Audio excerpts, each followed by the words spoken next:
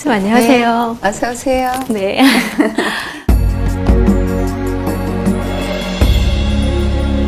선생님 한복이 너무 잘 어울리세요. 한복이요? 네. 전통공예 하시는 분들이 모여 계신 곳이라 꽁꽁 숨어 있으면 어쩌나 했는데 의외로 찾기 쉬운데요? 네, 창덕궁문, 비원문이라 그러죠. 저는 아주 어려서 비원에서 많이 놀았어요. 아, 우연찮게 저 자라던 동네에 와서 또 이렇게 공예관이 여기 생겼는데 서울시 지정된 24분이 다 와서 시연도 하고 가리키기도 하시고 그러시죠. 여기는 나전칠 하시는 정명재 선생님 작품인데요. 여기 나전이 거의 다 통영지방에서 나는 전복 껍질이거든요. 전복 껍질이요. 네, 그 안을 얇게 해서 하는 건데 실제로 외국에 나가서 자기의 작품을 보면 이렇게 오색이 나는 게 없어요. 너무 예쁘네요. 정말. 네, 이거는 은입사, 그 가운데는 무쇠로 돼 있어서 이게 쪼이로 이 선을 다 만들어서 은실로 모양을 은실로. 짠, 네, 아주 시간이 걸리는 그런 작업이고요. 여기 진열장 있는 것 중에 제일 비싸요. 이게요? 이거는 오칠 선생님, 손대현 선생님 혼수 함이거든요. 이 작품은 지금 현대 아파트에 갖다 놔도 전혀 손색이 없을 그렇죠. 그런 디자인이에요. 네, 이 외국인들이나 우리나라 사람 아닌 분들이 오면 참 좋아하세요.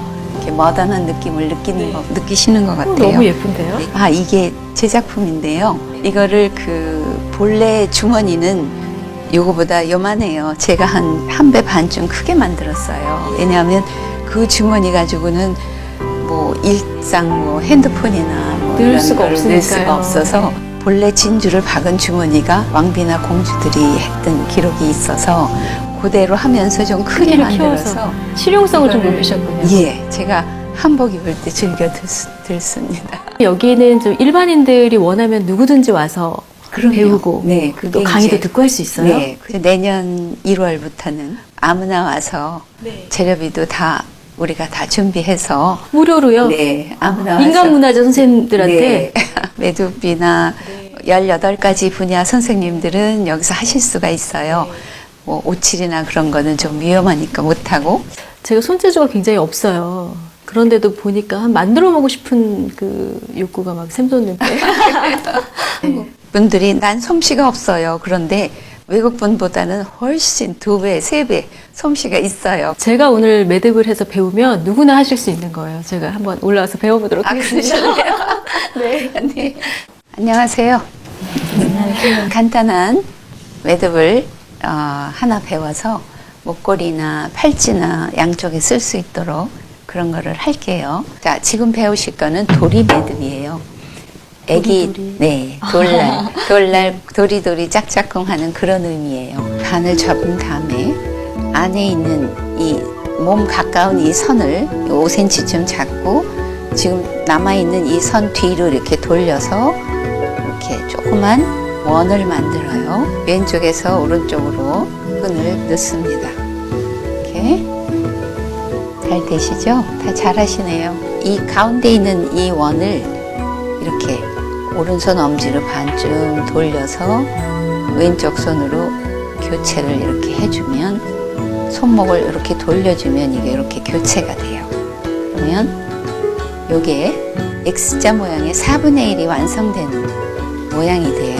그 다음에 앞에 있는 선으로 또 하나 똑같은 골을 만들어서 이렇게 두 골을 통과시키면 먼처선을 잡아다녀주고 얹어서 두 번째 선을 잡아다녀주면 도리 매듭이 완성이 돼요.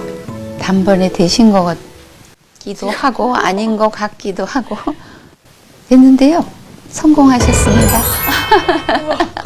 누가 오셔도 배우실 수 있습니다. 손재주가 없다 그러시더니 전통 매듭 종류가 몇 가지나 돼요? 38가지가 있죠. 대부분 보면은 꽃 이름 아니면 곤충 이름. 네, 그래서 네. 잠자리, 매미, 네. 나비도 순나비, 암나비, 네. 그 다음에 파리, 파리 매듭도 있어요. 그 다음에 번디기, 그 다음에 가지방석, 연뽕 매듭. 하여간에 그런 38가지 이름이 다 우리 주위에서 볼 수 있는. 매듭하고 관련한 속담도 많잖아요, 선생님. 꼬인 뭐가 매듭을 있을까요? 푼다는 것도 있고 결자해지. 결자해지. 네. 46년 매듭 하시면서 네. 어떠세요? 우리 거기서 배운 게 매듭을 하면서 배운 어떤 인생 진리 같은 게 좀 있을까요? 매듭이라는 게 순서 있게 조이지 않으면 매듭이 이쁜 매듭이 안 돼요. 그리고 마음이 바쁘면 다 맺고 나서 다 조여놓은데도 안 이뻐요. 그리고 정돈된 느낌이 없고요. 이 춤 배우러 오는 왔을 때는 좀 성격이 차분하지 않구나, 약간 덜렁거리는구나 그랬던 학생들도 네. 이거 쭉 3년 과정 다 마치고 나면 하나같이 다 차분해지고 그러는 것 같아요. 팔찌 한번 해보실래요? 네.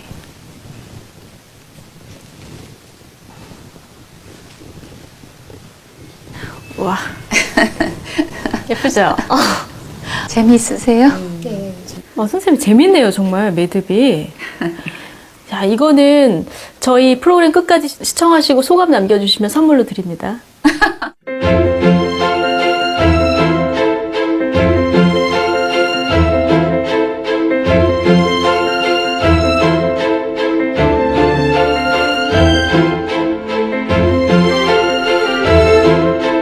그 안에 매듭이 그렇게 많아요.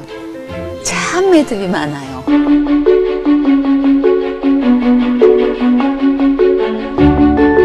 아, 이래서 남자가 매듭을 했구나. 여기서부터 여기까지 파스를 한 달을 붙이고 살았어요. 이게 인대가 늘어나서.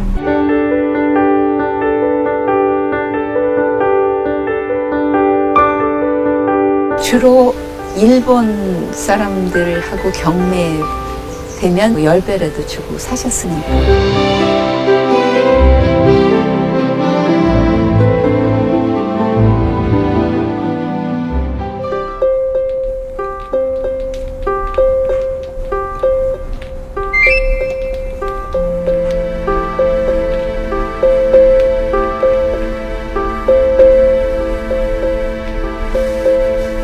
그래서 이 틀은 우리 저 매듭 배우신 김희진 선생님이 이 틀을 고안하신 분이시고요. 매듭의 역사이신 네. 김희진 선생님께서 끈을 만들기 위해서 이 실을 다 일일이 꼬아야 되는 거예요. 그렇죠. 하얀 이 실을 일단 내가 뭐를 하겠다 그러면 홍색이다, 그린이다, 뭐 여러 가지를 색깔을 해서 우선 염색하는 것부터 시작이 돼요. 염색이 다 끝난 다음에 응달에다 한 24시간 잘 말려서 얼레에다 다 감아요. 감은 다음에 틀에 앉혀서 이제 짜서 그 다음에 작품을 하고 이거는 이제 술을 만드는 술틀이고요. 하나하나를 손으로 이렇게 이제 비벼서 만드는 거죠. 그래서 그렇게 해서 이제 예를 들어서 놀이기 하나가 완성이 되고 그렇게 하는 거죠. 전통 방법으로 했을 때 놀이기 하나 만드는데 시간이 얼마나 걸리나요? 24시간 매달려서는 못 하잖아요. 그렇죠. 밥도 예. 먹어야 되고 볼일도 봐야 되고. 그러니까 하루에 한 3시간, 4시간 작업을 한다고 해도 그래도 반달은 걸리죠. 그런데 그게 조선시대에는 분업이 돼 있었어요. 염색하는 사람, 실 짜는 사람, 매듭 맺는 사람, 술 만드는 사람. 다 분업이 돼 분업이 있어요. 돼 있었는데 네. 이걸 다 해야 매듭장이 이 되죠. 매주 주어질 수 이수생도 되고 장학 전수생도 다 이 과정을 거쳐야 되고 요즘도 제가 작품을 할 적에 새로운 그거를 만드는 게 아니고 반드시 박물관에 있는 물건을 복원을 해요. 사진 찍고 다 찍어서 그 크기대로 해서 만들죠. 지금도 우리 노미자 조교랑 같이 하는 일이 1829년에 이제 기축년이라는 해에 순조가 정조의 아들이에요. 네, 순조 임금 때에 궁에 잔치가 있었는데 그게 평풍 8쪽 평풍으로 남아 있거든요. 그 안에 요만한 그림을 크게 확대하고 의계에 나와 있는 그림을 보고 자료도 그대로. 찾고 네, 그 안에 매듭이 그렇게 많아요. 참 매듭이 많아요. 그래서 그 안에 있는 거 하나씩 하나씩 이제 둘이 찾아가면서 하고 또 이제 뭐 왔다 갔다 하고 막 힘든 일은 우리 조교가 하고 조금 젊으시니까 전체 이거는 이제 네. 하고 그런 식으로 그거는 계속 제가 이제 이 매듭장 간들 때까지 그 일은 계속 하고 싶어요. 복원하신 작품 중에서 제일 힘드셨던 건 어떤 거예요? 1829년에 순조 임금의 그 궁중에 있었던 그런 연회 때에 그 지당판이라는 거를 실패하고 다시 만들고 뭐 이래가면서 한 2년에 걸쳐서 둘이 열심히 했었어요. 명성황후가 탔던 가마도 재현하셨던 걸로. 1982년도에 그 가마를 실축을 하고 이제 소목을 데려다 집에서 같이 스케치하고 드로잉해서 치수 재고 그렇게 해서 만들고 칠을 또 하고 거기에 들어가는 매듭이 술까지 합해서 아마 한 120여 가지가 되죠. 가마 하나에요. 네. 120여 가지 술. 1년 열을 다 해서 괜찮으세요? 그거 1년씩 그렇게 매듭 그거 하시는 하고 아 이래서 남자가 매듭을 했구나 그걸 알았죠. 그러니까 조선시대에는 또 남자가 매듭을 했었다고. 매듭장 이름이 다 기록이 돼서 99분인가 계세요. 대전회통이라는 그 책에 이름은 다 남자죠. 이거는 지금 가는 끈인데 요거 한 이 손가락 정도의 굵기의 끈이 있어요. 임금 도장 어버도 그렇게 굵은 끈으로 하거든요. 그런데 이제 그런 굵은 끈을 잡아다니면서 매듭을 하다 보니까 아 이게 여자가 하는 게 아니구나. 여기서부터 여기까지 파스를 한 달을 붙이고 살았어요. 이게 인대가 늘어나서. 외국에서 전시도 많이 하셨고요. 바티칸에 그 보낸 매듭 네. 너무 예쁘던데요? 아 네. 외국 사람들 반응은 어떻습니까? 나가서 보면? 그냥 하얀 비단실을 염색을 해서 끝목을 짜서 한 작품이라 그러면 다들 뒤로 넘어가요. 어떻게 그걸 다 손으로 하느냐. 전통을 이 시대에 맞게 계승한다는 것, 선생님 어떤 방법으로 하는 것이 가장 바람직하다고 보세요? 이제 저는 제자들한테 그래요. 나는 복원하는 작업으로 일생을 이렇게 했는데 너희들은 지금 아파트 생활에 맞는 그런 걸 생각해봐라. 실내 장식부터 얼마나 많은지 몰라. 식탁에 러너 같은 걸 깔고 매트 같은 거 깔고 구퉁이에 생적 매듭 같은 게 이런 게 달려 있으면 얼마나 이쁘겠어요. 커튼 같은 거, 쿠션 끝에도 이런 거 한 가지만 배웠어도 이게 참 사람 마음을 여유를 갖게 해요. 그래서 너희들은 현대 작업을 많이 해라. 여기에 맞는 걸 해라. 그 대신 염색하고 실자고 그러는 거는 그대로 해야 된다. 선생님이 그 현대적 미감으로 만든 작품 중에서 네. 마음에 드는 작품들 아, 네. 지금 생각을 해보면 어떤 것들이 있을까요? 지금 제가 제 방에 걸어놓고 있는데 한지 등작가인 김현진 씨하고 그 한지하고 등하고 매듭하고 어울리는 그런 거를 올 7월 회원전 때 하나 만들었죠.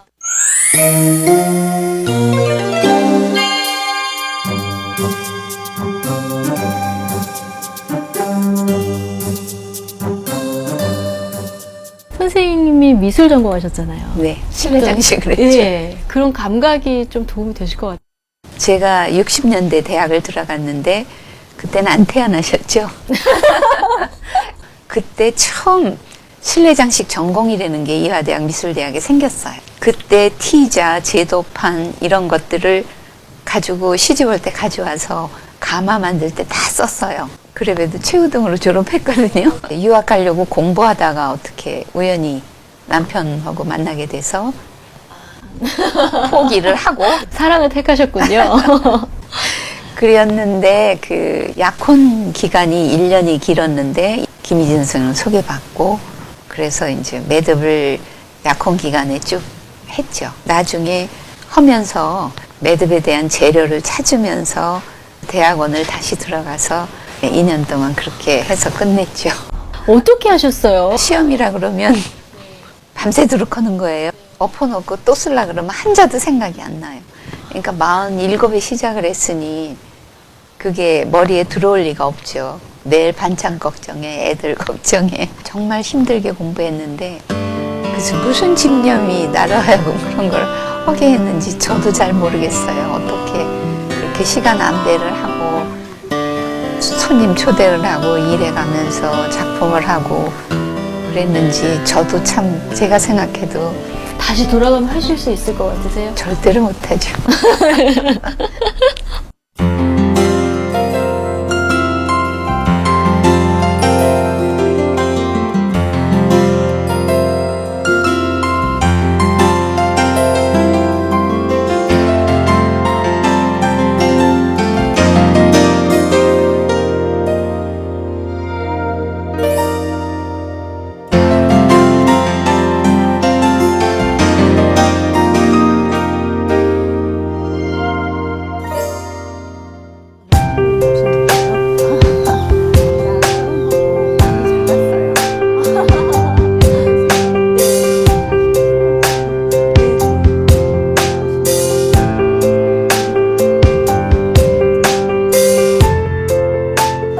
여기가 간송미술관.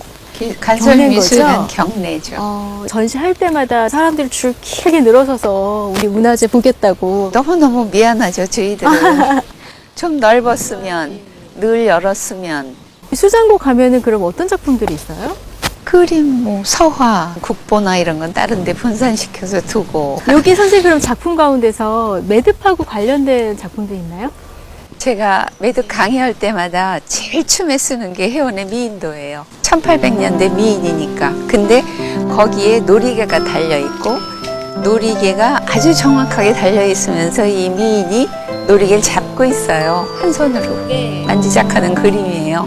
그림으로 나타내는 놀이개 그림으로는 그게 최고의. 그 진품이 여기 간송미술. 네. 아, 그렇군요. 그리고 혜원 그 전신첩이라는 게 있어요. 그러니까 옛날 양반가의 자제 중에서 놀기 좋아하는 그런 뭐 지금 영어로 말하면 플레이보이라 그럴까요?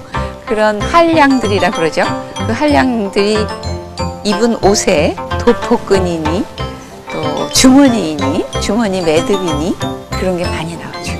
이런 문화재를 네.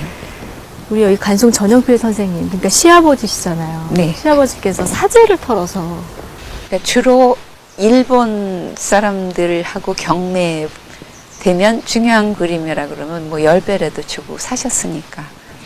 예를 들어서 지금 조금 아까 얘기한 혜원의 전신첩이라는 36점의 화집을 그거를 일본 사람이 은행가가 가지고 있었어요. 아, 이거는 무슨 일이 있어도 우리가 찾아야 될 우리나라 그림이다. 그래서 10년도 기다리시고 그래서 그걸 수집을 하신 거죠. 그러니까 그림 하나하나마다 일화가 너무 많죠.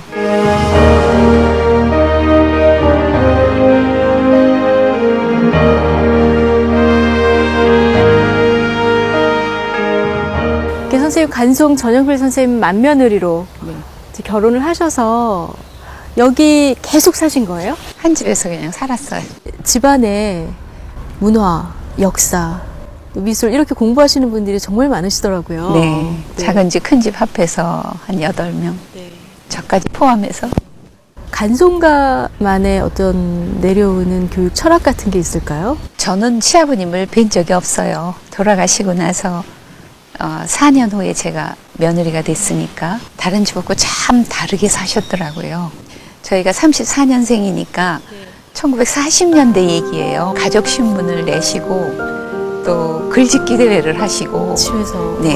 그다음에 사생대회를 하셔서 잘 그리는 사람한테 상을 주신다든지 저희도 비슷하게 애들 데리고 뭐 실력사 같은 데 가서 스케치북 하나씩 들고 가서 그림도 그리게 하고 살아있는 역사 교육. 네, 뭐 글도 쓰게 하고 비슷하게 키웠죠, 뭐.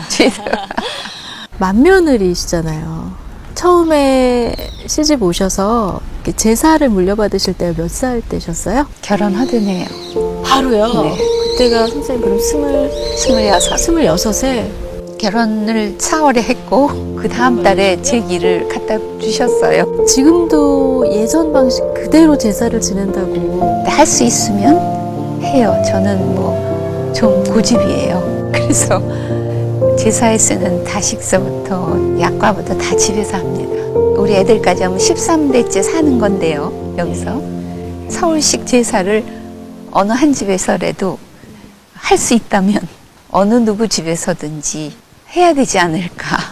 힘들죠. 네, 힘든 거는 사실인데 같은 거를 계속 반복해서 100번쯤 해보세요. 그건 일이 아니죠. 며느님 보셨죠? 네. 며느님은 잘해요. 아, 네, 그래요? 잘해요. 그럼 물려주셨나요? 아니요, 아직 물려주지는 않았는데요. 선생님 아직? 아직 아기를 키우니까. 아버지께서도 너무나 유명한 우리나라 모더니즘 시의 기수라고 불리는 김광균 시인이세요. 아버지 시 중에서 선생님 가장 좋아하는 시는 어떤 시인가요? 다 좋아하기는 하는데요. 이거는 아버지 시가 와사등이 제일 대표적인 시집이었기 때문에 이건 저희 남편이 그린 그림이에요. 아, 사위가 그려준 책 지금 펴신 김에 그 자태도 고우시지만 제가 옆에서 계속 인터뷰하면서 느낀 게 목소리가 성우 같으세요. 그래서 이 가을 끝자락에 이제 겨울을 맞이한 이 시점에 선생님 목소리로 듣는 시 낭송 어떨까? 9일이라는 시인데 광나루 있는 거기서 아마 쓰신 시 같아요. 목소리 좋다고 칭찬해 주시니까 용기를 내서 이제 해도 어둑어둑해졌는데 더 잘 어울릴 것 같아요. 쓸쓸하구나 9일이 모래밭에 나리는 밤비 빈 들에 가득한 물소리 찾아 갈대밭 헤치고 내려가 볼까 광나루 십리벌엔 누가 우느냐 눈물의 어린 길을 등불이 간다 저 등불 사라지면 밤이 새는지 쓸쓸도 하다 9일이 모래밭을 적시는 밤비 서러운 생각 고요히 싸서 강깃을 풀언덕에 묻어버릴까 머리부터 발끝까지 이렇게 교양, 교양.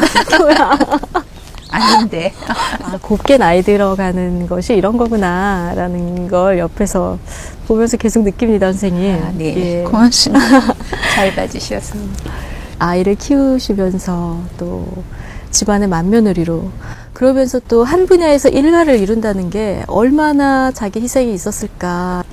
희생이라고 생각했으면 못했겠죠. 지금 말씀하신 대로 어머니, 며느리, 부인 그런 사회적인 이런 역할을 하면서 아마 저를 찾고 싶었었던 것 같아요. 매듭이 이제 다행히 집에서 할 수 있는 그런 작업이기 때문에 그걸 계속 했었고 하다 보니까 너무 좋아졌고 제 전공하고 떠나서 그렇게 매듭을 하게 됐고 오래 하다 보니까 이렇게 지정도 받고 그러고 보니까 이제 제 생활보다는 이제 무형문화재라는 그런 제자를 키워야 된다는 거기서 그걸 중심으로 더 살았는 게 아닌가. 어떠세요? 돌이켜보면 나 참 잘 살았다 하실 것 같아요. 잘 살았다라기보다 내가 어떻게 그렇게 많은 일을 했을까. 나 자신이 참 내가 어떻게 그렇게 살았지? 그럴 때는 가끔 있어요. 나에게 매듭이란 마지막 질문 드릴게요. 유일하게 나하고 대화하는 나만의 시간인 그런 게 매듭이었던 것 같아요. 매듭을 좋아해서 이때까지 했고 매듭이란 제 일부분이죠. 아버지께서도 그렇게 옛날 물건을 참 좋아하셨어요. 예. 그래서 이제 아버지 따라서 주말에 중학교 때 교복 입고 나가면 이제 상인들이 아버지가 워낙 그런 걸 잘 좋아하시니까 네. 이제 아버지 마음에 들으라고 그랬는지 따님 나오셨군요. 그리고 그렇게 놀이개를 줬어요. 손으로 네. 나비 모양, 콩 모양을 이렇게 양쪽이 똑같아요. 앞도 그렇고 뒤도 그렇고 어떻게 그 손으로 했을까 궁금했죠. 네.